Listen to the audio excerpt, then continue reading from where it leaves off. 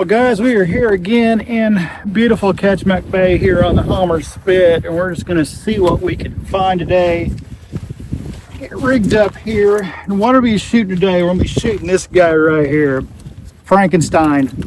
This is actually a Nikon Z9 paired with a Canon EF f4L Mark II with the Fringer adapter. I call it Frankenstein because it's two manufacturers that aren't supposed to be together, but that's what we're going to shoot today. This is actually my favorite rig to play with colors and light and things like that, and that's what we're doing today.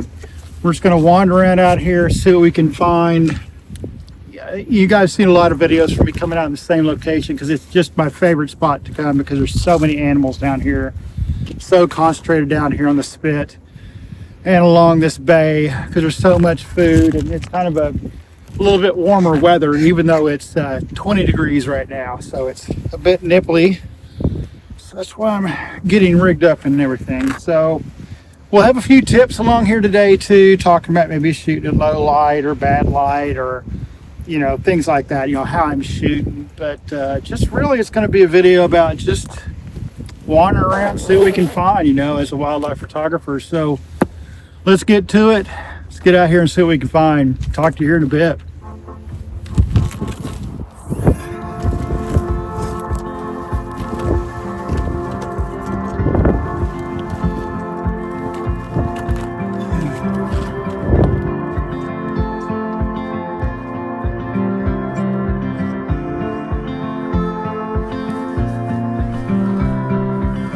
People sure think they know what seems best.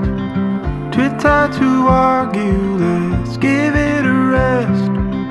Can't pay no mind to what I just said. This is a safe place to lightly tread between your arms. I found the light, no gift or charm worth needing between your arms.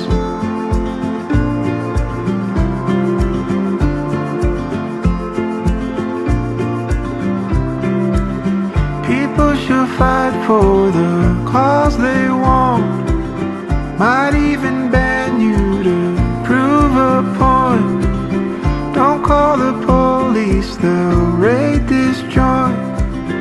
I don't want no trouble, I'll save your place.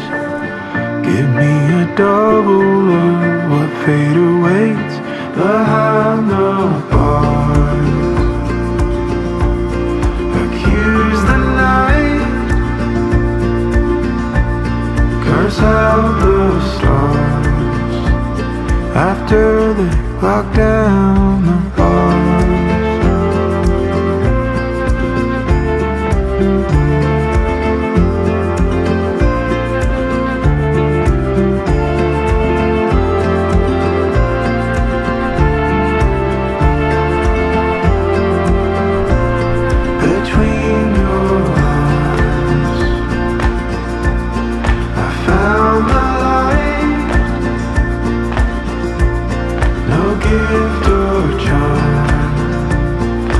Needed between your lines.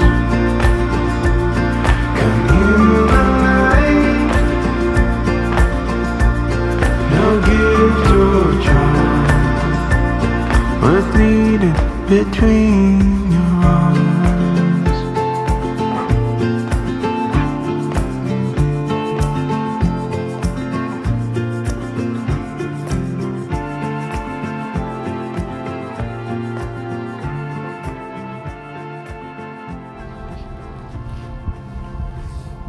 That is so cool. Had all these rosy finches come in. These flocks just come in. There's several hundred birds, and they'll come in. They'll work an area just like all finches do and just tear that area up and then head out. It's just such a beautiful morning today. I mean, look at that sun. Sun's just coming across top of the mountains. I shot these guys in the shadow. That sun hadn't peaked up. By the time it peaked up, they all flew out because some crows came in and kind of ran them out of this spot. But just so gorgeous. I love these little rosy finches, that pink on their side. A lot of our birds up here don't have a ton of color. There are a lot of browns and oranges and stuff like that. Except for in the spring and summer, we get migratory birds. In the winter, they're more brown. But these guys, I love them because they have that pink and that orange and stuff in them. They're just so fun. And they're just so fun to watch bounce around. Just oh, a blast. It's cold out today, 20 degrees, but it doesn't feel that cold. I'm pretty bundled up, feel good. Hands have been pretty warm. Face is pretty good. Just having a blast. Let's go see what else we can find, or see if I can find that flock. They flew that way, but a little harder to find when they're on the beach. But if I can get them on the beach, that'd be incredible.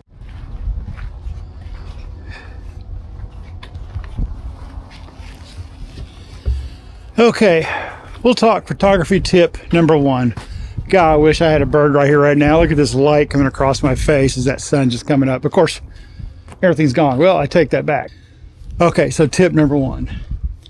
Just the right for me. See right here? That is just a simple crow. But what we want to do, remember I talk about backgrounds and foreground elements, and this is going to be in a lesson in that. So what you do is you can use this rail as your element.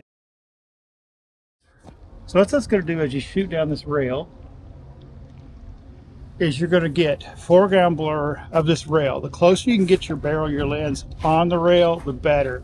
So what that's going to do is give you a nice blur here, even through the bird. And then if you're farther away from your bird to the background like I am here, you're going to see that separation in this nice little ground blur, which really, you can kind of tell you're on a rail, but not so much. But look for things like that where you can use foreground elements or elements in the shot to get that. And also this tree right here. So a lot of times when these finches will land in this tree right here, which they were right now, but they've already flown off because the light's really good on it. You can actually use this rail to shoot down here and use these branches under there for foreground and background elements, which makes it really nice. So as I've said many times, to me, a shot is much more interesting, much more pleasing when you have good background and color elements around your subject. Like I could shoot this simple crow, and I think the shots that I get of these crows out here on this rail and on the ground and on these rocks are beautiful with the foreground blurs, the background blurs. Even the rock pigeons we had. Rock pigeons are, most people see them, they look pretty common. They are a wild bird here in Alaska, and they're in these mountains everywhere. When you go hiking, you run across flocks, which is crazy. But you can even make those interesting by your background elements, the foreground elements. Like the last video with Heidi and me shooting those guys, you can see I'm shooting actually right here's where I shot them, that direction where those buildings are. But those buildings started looking purple and gold and green and orange and stuff like that because they're just blurs. Because you got down and you separated your subject from the background. But that's tip number 1. Find some type of rail or a log or something to shoot down towards your subject rather than shooting down at your subject. Get low or get even with the bird to have an element like this where you can use it as soft blur in your below your bird. So look for things like that. So to go along with tip number 1, I'm always looking for angles. Like, okay, prime example is, I don't know if you can see it, but up on top of this roof there are some rock pigeons just roosting right there. So if I'm back here at this angle, I'd shoot them, the roof would be too close to them, you know, right on their back. Now if the color was cool, I'd use it. But what I could do is come up here, start walking, and now what I've got is, see that grass up there, I've got it as foreground element, and I've also got the pigeons right behind it, even with, it's probably how small to see in the screen. Let me see if I can get the shot for you. So let me get up here, find my angle.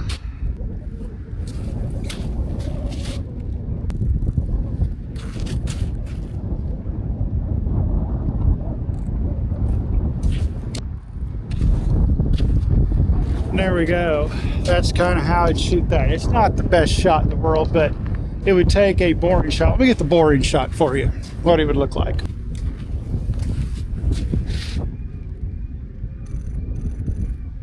Okay. So that shot would be what you'd see if you just shot it like I see a lot of folks shoot. Just, hey, a bird, let's shoot it. But if you can find interesting angles of that bird to get that background separation, some type of foreground element, like I said, those would be the greatest shots I'd ever share or do whatever with that foreground, but it made it more interesting than the other one. So that kind of is tip 1B, I guess. Foreground elements, background elements. Well, I'm not seeing much more on this end of the dock, this harbor here, but we'll go back to the truck, move somewhere else, do some hiking along the beach, see what we can find. It's a good time to find these eagles out hunting and fishing and preening, all that kind of stuff. So I think that's what we're going to go after next, see what we can find. So talk to you here in a minute.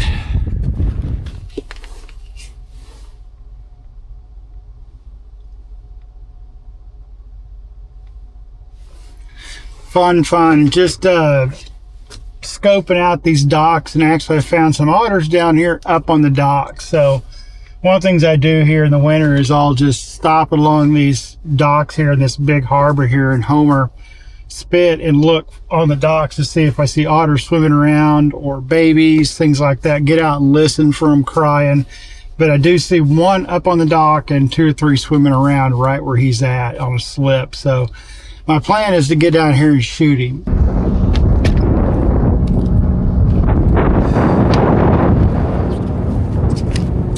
Well, I hope you guys don't get sick of otters here in the winter, because I shoot a lot of otters in the winter out here. Seward and Homer along Ketchmack Bay. It's just one of my favorite things to do. I love otters. Otters are so fun, so special. So I hope you guys don't get sick of them. So let me get down here. He's still laying down there. Let's get set up on him. I'm actually going to try not to go on the same slip he is, going on a different slip, because I am now finally getting light on these docks here, because you can see light coming across me. But it is deeper down there than it is up here by me. So it takes longer for that light to penetrate down there and get past all these boardwalk shops and stuff like that. So let's get down here and get set up on him, see what we can get. See how I just went in shadow because these buildings. And look down there. See, it's a steep riprap going down to that. So, but again, what we're going to do, we're going to try to set up. We're going to look for reflections in the water, see if we see any behind the otter. Since he's sitting up on the dock, I'm going to get the boats in the background for my bokeh, not really the water. If he was in the water, which there are otters over there, I'm looking for reflections in the water and where they're swimming, because I want to get them swimming through the good water. Again, tip number 3. So as we look out across the water, you're going to look in that direction and the water is real white and shiny. But if I look straight that way, you see how the water is real blue. And that's what you're looking for. You don't want to shoot in the water that's real shiny unless it has reflections in it. You're looking for the water that's a little darker, a little smoother, more interesting colors, right? Because again, background is important, foreground is important. We're going to look at this otter. We're going to get down here. What I'm going to look for is looking for bokeh balls, bokeh colors behind him that looks interesting. So I'll walk a little bit before I get down and try to start shooting. Survey your scene and then try to get your shots when your animal's not going to be moving around. Let's get down here and see what we can find.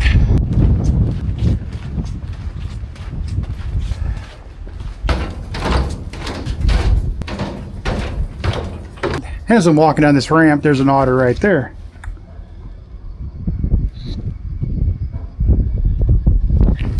You probably can't see, but he's swimming. He's probably about 30 yards out there from me, swimming down that way. All right, so we can find. Guys, this excites me. I love doing this. I wish I could live down here. It's about a 4.5, 5 hour run to get down to Homer. So when I come down, I spend several days, either get a cabin or I either camp in the truck, one of the two. And we'll probably do some videos with that pretty soon, where we're out camping out instead of just staying in a room, stuff like that. But let's see, which slip was he in?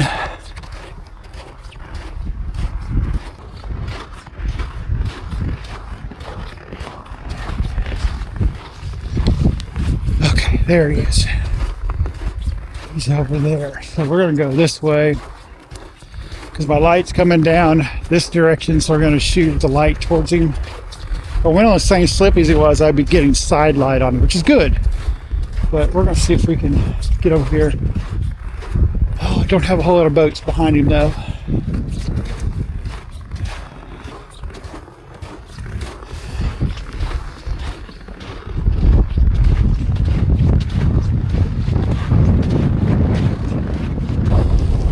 Okay, all right.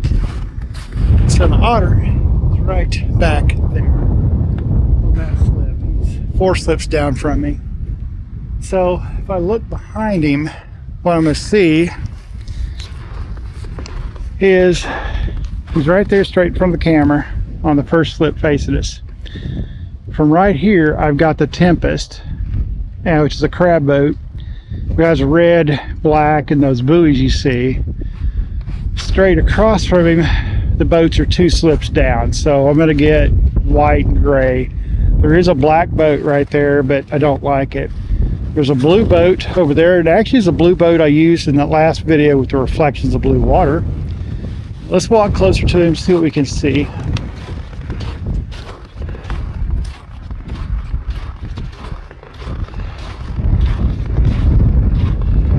Okay. Already, if I got to this angle, I've lost the Tempest. But of course, this guy's laying in a little bit of shadow. So let's see. I'm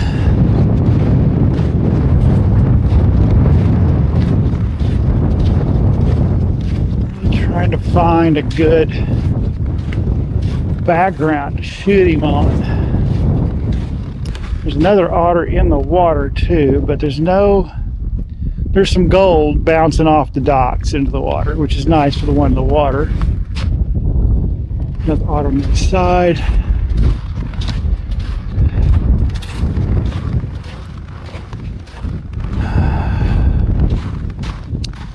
This angle, I get some white reflecting off that dock wall and some blue, but he is really laid in the shade.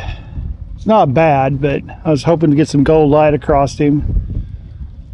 So I think what I'm gonna do is I'm gonna go back here and get a few shots with the Tempest in the background with that red and that black, orange, and the buoys. Let's see what it looks like with these otters in the water. And we're gonna come right here and shoot close to them straight across to get headshots, stuff like that. So let's get our angle.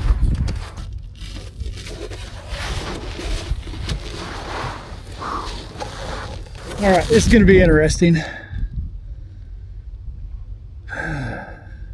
Really wish I could get just a little bit lower, but if I did, I'd be in the water. Let's see what we can get from here.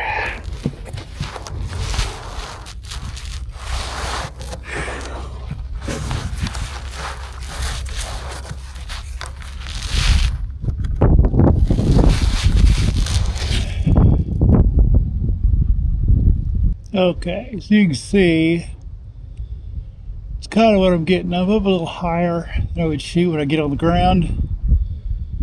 That's what I've got. It's not real interesting. Let's get low, see what it looks like. It's a little better, but it's still just not what I'm after. I'm gonna get this shot real quick just to see what it looks like, but I'm not real happy with it. What I was really hoping was I'd get low enough and to get that Tempest to blur out in the background, but it didn't happen. So let's move to another location, see what we get. And this is what you've got to do. You got to keep moving to find good backgrounds on the animal. The animal will be sharp and clear and all that fun stuff, but just not as interesting. I could get a little more to the right, get the Tempest logo, shoot like f11, and get the Tempest logo and the otter in the shot, that type thing, be cute. But I want blur and background. So let's go move, see what we can find.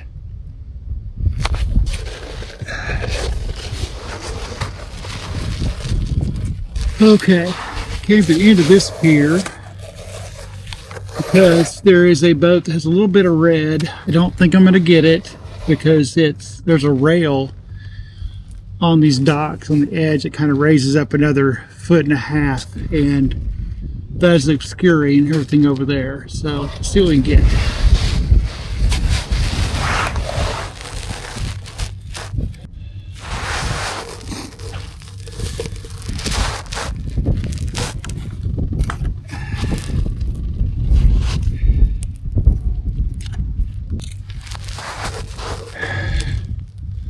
Yeah, I'm not really getting what I want here either. I mean, it's a prettier picture, but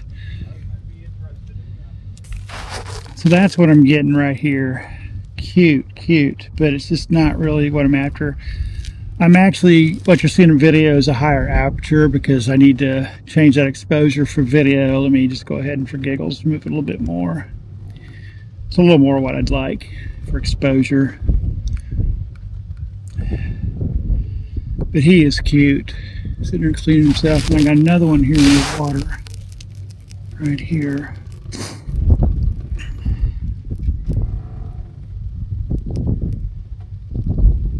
Again, exposure.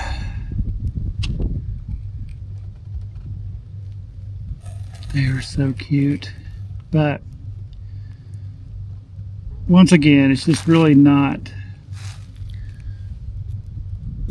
what I'm looking for. I mean, it's still a pretty scene. The bouquet looks pretty good, but it's just not what I'm after. So I'm going to move again, see what I can get. But so they're good shots, but they're not the shot. Don't know if I'll get the shot on these guys. Their backgrounds are just a little more boring, but they're still really pretty shots. But let's move again, see what we can find. See what we can get on. I'm gonna get a couple more shots while I'm sitting here. Exposure on this guy's a little tricky too because of his face. It's got a lot of white. Like my histogram shows, I'm way left, exposed way to the left, which is where I want to be for this guy because of his face.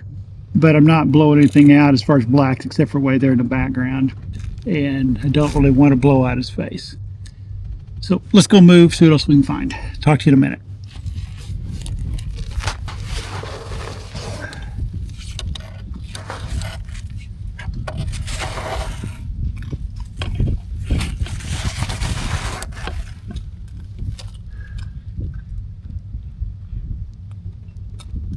Getting a little nervous, so I'm kind of trying not to move for a second. Let him settle back down.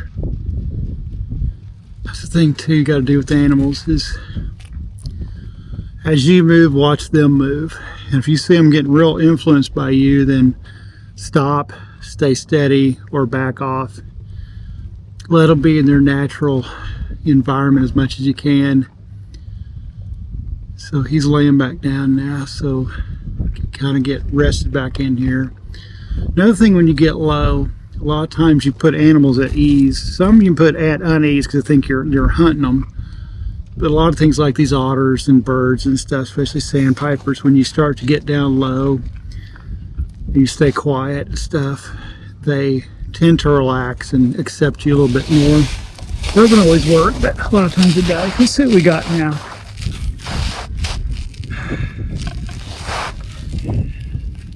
So we've got really pretty water. But our biggest problem is we got the back of the otter's head. Wait, now he's looking our way. I'm overexposed here in video. When we get back in stills, I can get my exposure right. It's a little hot on his face. So let's change that. Let's get a few shots if you'll look back our way. Okay, there's a shot. His head's not facing me right now. But what you'll see is I have more interesting water. The water's got some good blue color to it. Got a little bit of a bouquet ball from a little numbered sign on the other side. Got a black boat that's kind of behind there. So it's helping the image a little bit more. Still not really what I'm after, but it's much better. It's the best I've found so far until I move around the other side of him which I'll shoot him backlit, or side lit actually right now the way the sun is. Oh, he turns his head just for a second, but not long enough for me to get him. I've got one in the water too that keeps poking out, but the problem is I have one of these boat ties in my way. So I can't shoot him, even though he wouldn't be very good anyway. But my waiting game is now to wait for this guy to turn his head towards me. Again, in this type of water, I underexpose. I shoot to the left. I shoot to the left a lot in the fall. The only time I really shoot to the right is when I'm in really dark conditions in a tree, like a bird's inside a tree, or I'm in winter where I don't want to have the blue or the gray from the snow, or shooting high key images of some type. Most times I shoot a little more to the left. I want to expose for the darks and the golds in the colors, because if I can get it right in camera, it's less editing I have to do in the Lightroom. And if I shoot too high on water, I get gray. I don't get the blues or the turquoise. So you have to underexpose your water most of the time, especially when I'm looking for colors. When you read up on white balance and exposure, it says that white balance and exposure aren't related, but they are. I beg to differ, because you can see it. So it says basically your white balance is what the scene says, not what your exposure said on your camera. But if I underexpose, I can see my white balance changes to a little warmer and a little more to the magenta instead of the green side on the other part of the white balance. And if I overexpose, it's the other way. It goes cooler and greener. So that's why I underexpose to get it right. There we go. Oh, you little dude, you're killing me. You're killing me. This guy's not gonna lift his head, so I'm gonna have to move again. He's just, these otters, they get up on the dock to get dry and to sleep. They'll be there for hours sometimes, and he's gonna lay in that position for a long time. I'll get occasionally a head move, but it's a lot of wasted time. So I'm gonna move. If I had something phenomenal, like a crazy color, I'd sit here for hours. But since I don't have the shot I'm looking for,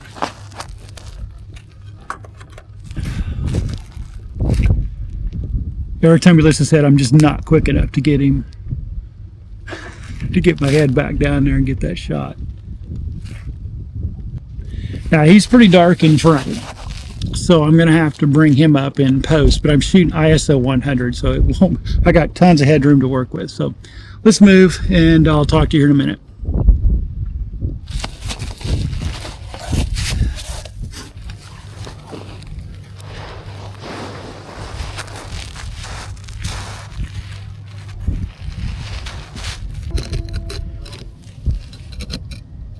That's a lot better. It's a lot more what I'm looking for. Now in video, I'm having to shoot f8 to get my exposure. So I can drop that down a little bit more.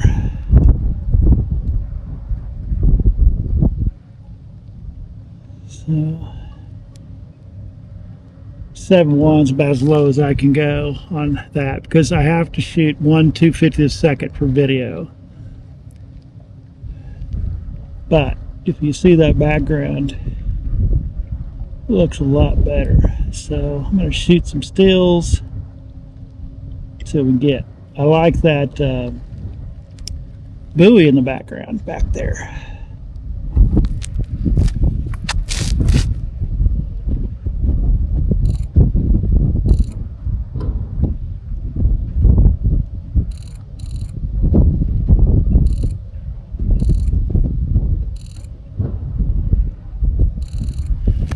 So what I'm trying to do is get him, like, you know, on the thirds, the right or the left.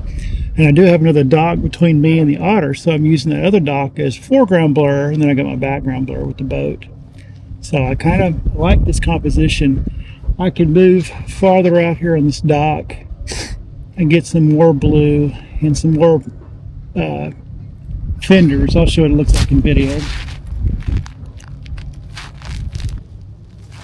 So you'll see in the foreground blur, here's that dock, there's my otter, there's the bokeh ball. So I was shooting it like this with him right, shot him with the left, you know, thirds.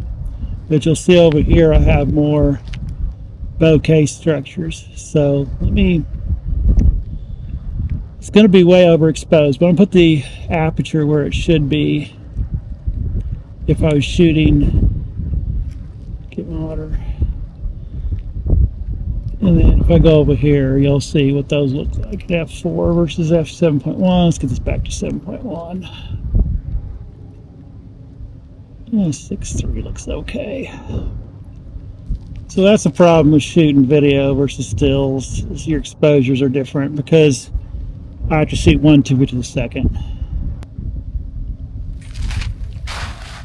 Watch, you'll see this video versus, you know, when I'm underexposing in the images, how much more gold and blues and oranges show up in that when you start underexposing. And that's why I like the Nikon. When you really start underexposing with that white balance, it starts to look so much more rich and warm. The Canon does the same thing, but I get a little more magentas and nose colors and the blues. But with the Nikon, I get more of the rich oranges and more of the greens and stuff like that. The blues are rich, but they're different color rich when I start underexposing. Oh, that isn't going to come up. No, yep, yes.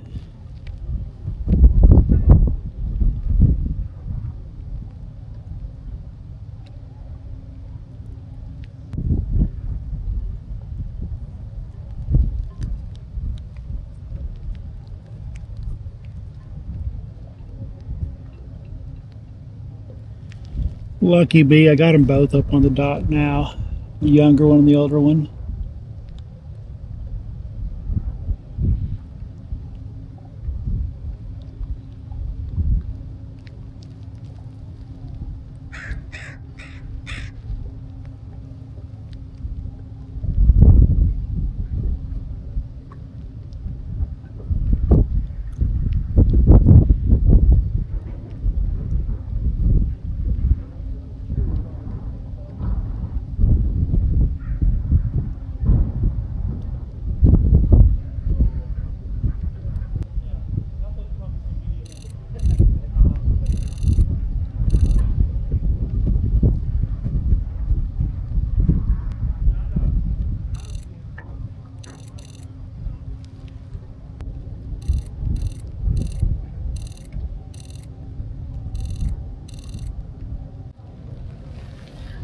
You may ask yourself, why do otters come out of the water on the docks like this? Because, you know, when they're in the water, they're safer than they are on land because they don't move as fast. Well, it's for survival. So an otter has a layer of air between its closest layer of skin to the hair. There's a layer of air there. So when they get out of the water, they'll roll around, especially if they got snow or like this frost, they like it because it gets them drier faster. It's like having a towel. So they come up, like you see this guy cleaning and licking and biting and all that stuff. He's getting that air pocket bigger and getting that water away from his skin, because that water starts touching your skin, they'll freeze. So that's why they come out on these docks and they start doing all the preening and fluffing and stuff like that. And we as photographers get lucky to catch this behavior, which is just awesome. But this is just pure heaven. Even though it's cold, my fingertips are getting cold. I don't care. This is gorgeous. It's the only problem with the prime. Your feet are your zoom, but primes just take so much better pictures, especially these big white ones, the big lenses from Canon and Nikon.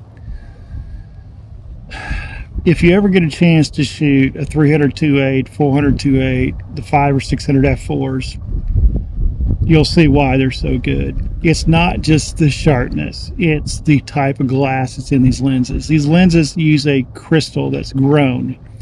This lens right here, it takes 18 months to grow the front element crystal that they have to shape. And if they mess it up, they lost 18 months on that piece of crystal.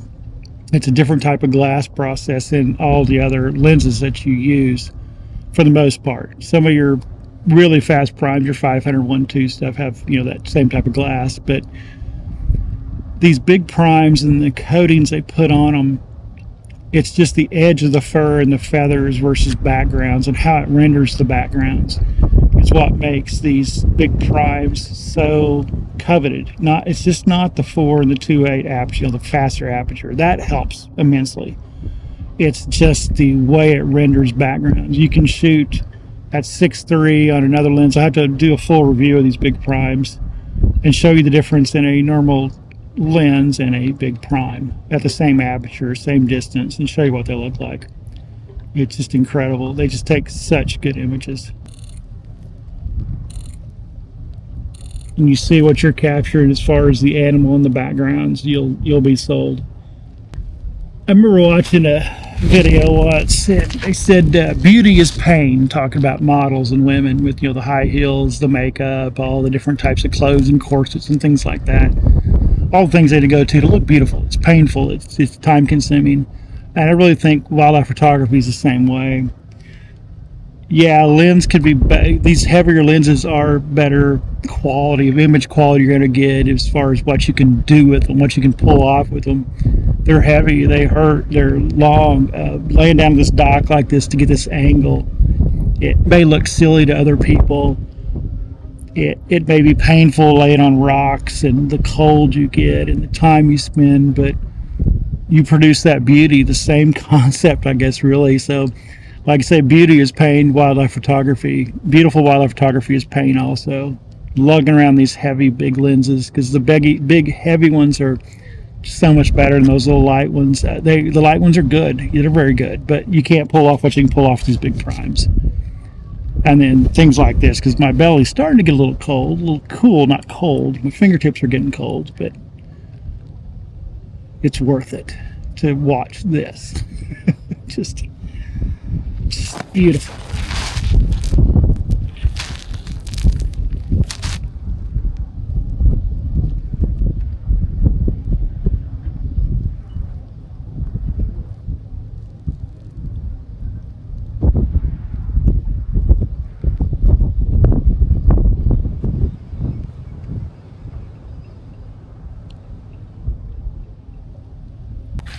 That's the thing about these primes. Like I said earlier, you got to use your feet. I can't get both these otters in frame. That's where zoom sometimes is more.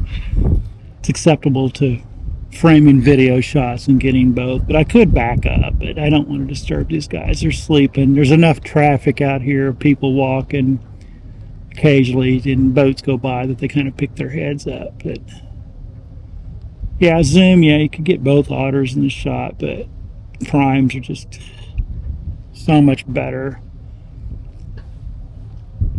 Like I said earlier, they hurt, but man, they're so pretty when you get the images back and editing. Okay.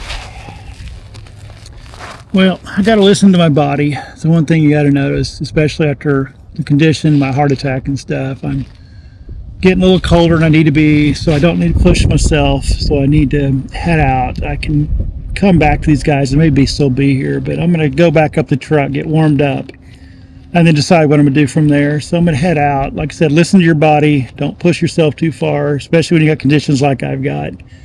When you get too cold, listen to yourself and say, okay, we need to get up, we need to get moving and get warm again. So I'll talk to you once I get to next spot, hopefully.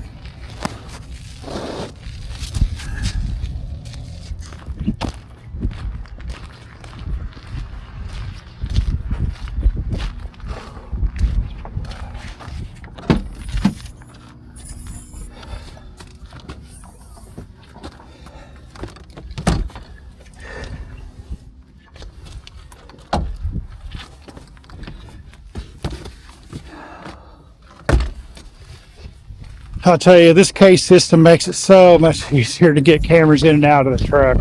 It's so much nicer.